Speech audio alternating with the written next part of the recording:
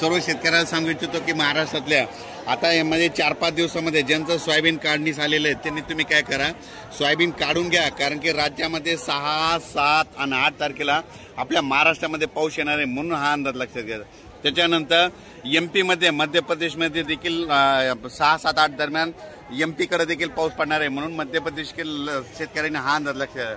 सर्व शेतकऱ्याला सांगू इच्छितो की राज्यामध्ये आतामध्ये 1 तारखेपर्यंत हवामान कोरडं राहणार आहे, म्हणून हा अंदाज लक्षात घ्यायचा. पण राज्यामध्ये 2 तारखेला आपल्या महाराष्ट्रामध्ये भाग बदलत पाऊस पडणार आहे, म्हणून हा अंदाज लक्षात घ्या.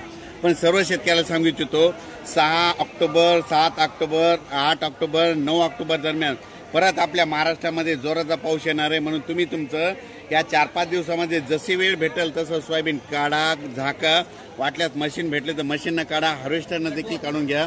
म्हणून हा अंदाज खास करून मी या उज्जैन या ठिकाणी कालेश्वर मंदिर या ठिकाणाहून देत आहे. म्हणून सर्व शेतकऱ्याला सांगू इच्छितो की तुम्ही काय करा. त्याच्यानंतर राज्यामध्ये आपल्या 23 ऑक्टोबर, 24 ऑक्टोबर, 25 ऑक्टोबर दरम्यान एकदा पाऊस येणार आहे, म्हणून हा अंदाज लक्षात द्यायचा.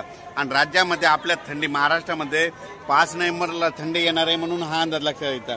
पण सर्व राज्यातील सर्व शेतकऱ्याला सांगू इच्छितो की राज्यामध्ये स्थानिक वातावरण तयार होऊन देखील पाऊस पडू शकतो, म्हणून हा अंदाज लक्षात घ्या. पण सर्वांना एक विनंती आहे की तुम्ही काय करा, 5 ऑक्टोबरच्या आत तुम्ही तुमचं सोयाबीन काढा, झाकून ठेवा, म्हणून हा अंदाज लक्षात घ्या. अचानक वातावरणात बदल झाला तर लगेच एक मेसेज दिला जाईल. धन्यवाद.